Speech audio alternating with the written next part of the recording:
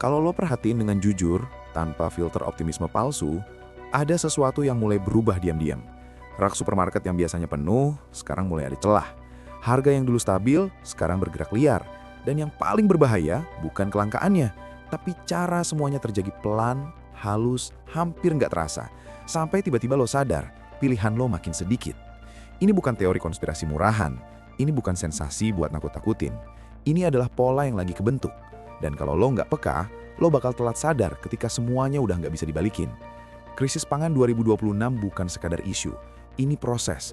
Dan seperti semua krisis besar dalam sejarah, dia nggak datang dengan suara keras, tapi dengan bisikan yang diabaikan terlalu lama. Gue nggak akan mulai dengan angka yang bikin pusing atau grafik yang sok ilmiah, karena realitanya sederhana. Sistem pangan global itu rapuh, jauh lebih rapuh dari yang selama ini kita bayangin.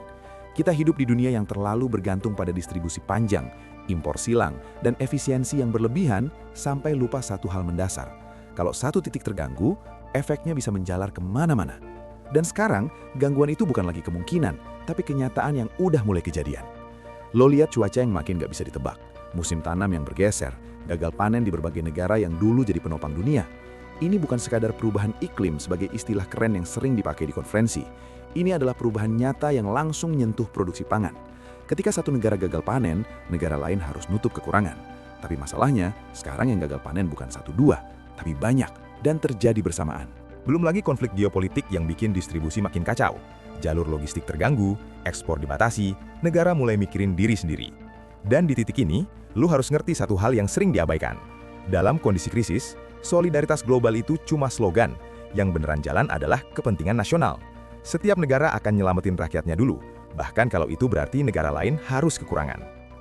Nah, dari sinilah cerita sebenarnya dimulai. Bukan tentang kiamat pangan, tapi tentang perubahan akses. Karena dalam krisis modern, yang hilang bukan barangnya secara total, tapi ketersediaannya buat lo. Barang masih ada, tapi nggak semua orang bisa dapat. Sekarang gue mau ajak lo masuk lebih dalam, ke 5 jenis barang yang secara realistis berpotensi hilang dari rak supermarket dalam waktu dekat. Bukan hilang selamanya, tapi cukup langka, sampai jadi mahal, sulit dicari, dan akhirnya cuma bisa diakses sebagian orang. Yang pertama, minyak goreng. Kedengarannya sepele, bahkan mungkin lu mikir ini udah pernah kejadian dan selesai. Tapi justru disitulah masalahnya, kita terlalu cepat lupa. Produksi minyak goreng sangat bergantung pada bahan baku seperti sawit dan bunga matahari. Ketika negara penghasil mulai membatasi ekspor demi menjaga stok domestik, pasokan global langsung terguncang. Dan lu harus ingat, minyak goreng bukan cuma soal masak di rumah, tapi juga industri makanan, restoran, sampai pabrik. Ketika pasokannya terganggu, efeknya berantai. Harga naik, produksi turun, dan pilihan makanan jadi makin terbatas. Yang kedua, beras. Ini yang lebih sensitif.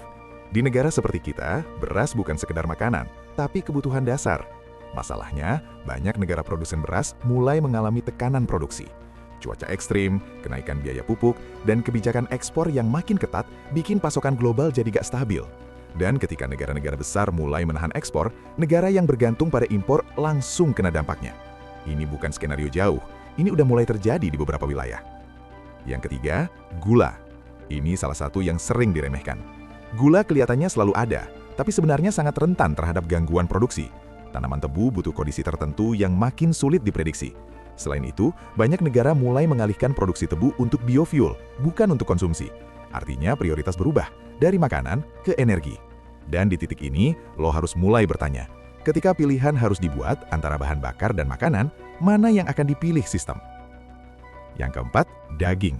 Ini bukan cuma soal peternakan, tapi soal rantai pasok yang panjang dan mahal. Pakan ternak naik, biaya produksi naik, distribusi terganggu. Hasilnya sederhana, harga daging naik drastis dan konsumsi mulai turun. Tapi bukan karena orang nggak mau makan, tapi karena nggak mampu. Ini yang sering disalahartikan sebagai perubahan gaya hidup, padahal sebenarnya perubahan kemampuan.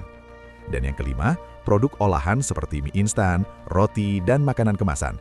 Ini yang paling mengejutkan bagi banyak orang, karena kita terbiasa menganggap produk ini selalu tersedia. Tapi mereka bergantung pada banyak bahan baku, tepung, minyak, gula, energi, dan distribusi. Ketika salah satu terganggu, produksi ikut terganggu. Dan karena permintaannya tinggi, kelangkaan bisa terjadi lebih cepat dari yang kita kira. Sekarang coba lo tarik nafas bentar dan lihat gambaran besarnya. Ini bukan tentang satu barang, tapi tentang sistem yang mulai retak. Dan ketika sistem retak, yang paling dulu kena bukan yang paling lemah, tapi yang paling tidak siap. Gue tahu ada yang mungkin mikir ini terlalu pesimis, terlalu dramatis, tapi justru masalah terbesar kita hari ini adalah terlalu optimis tanpa dasar. Kita percaya semuanya akan baik-baik saja, karena selama ini selalu begitu. Padahal sejarah menunjukkan sebaliknya. Setiap krisis besar selalu diawali dengan rasa aman yang berlebihan. Dan di titik ini, gue nggak mau cuma ngomongin masalah, tapi juga realita yang harus lo hadapi.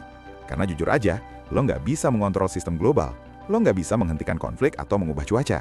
Tapi lo bisa mengubah cara lo bersiap. Bukan dengan panik, bukan dengan borong berlebihan, tapi dengan sadar. Sadar bahwa ketergantungan itu resiko.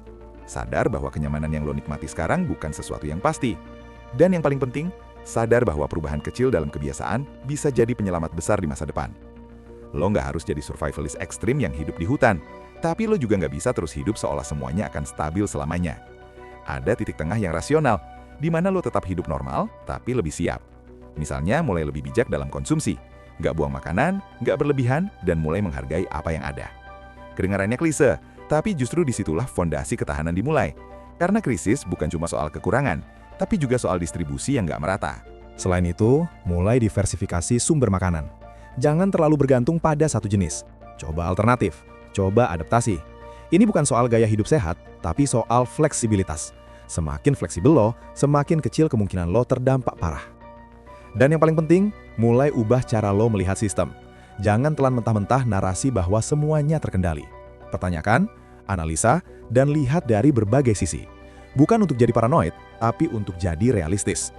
Karena di dunia yang makin kompleks, yang bertahan bukan yang paling kuat atau paling pintar, tapi yang paling adaptif. Di akhir cerita ini, gue nggak mau ninggalin lo dengan rasa takut. Justru sebaliknya, gue mau lo keluar dengan kesadaran yang lebih tajam. Bahwa iya, situasinya serius, tapi bukan berarti lo nggak punya kendali sama sekali. Selalu ada ruang untuk bersiap, selalu ada peluang untuk lebih bijak. Krisis pangan 2026 mungkin nggak akan datang seperti film, tanpa ledakan, tanpa kekacauan besar di awal. Tapi dia akan terasa, pelan, konsisten, dan nyata. Dan ketika lo mulai merasakannya, keputusan yang lo ambil hari ini akan menentukan seberapa kuat lo bisa bertahan. Jadi daripada nunggu semuanya jadi jelas, mungkin sekarang saatnya mulai lebih peka. Bukan untuk takut, tapi untuk siap. Karena di dunia yang berubah cepat, kesiapan adalah bentuk keamanan yang paling nyata. Kalau lo ngerasa perspektif ini membuka cara pandang baru, share ke orang lain yang menurut lo perlu dengar ini. Dan kalau lo mau konten seperti ini terus muncul, yang nggak cuma ngasih informasi tapi juga ngajak mikir lebih dalam, lo bisa dukung channel ini dengan like dan subscribe.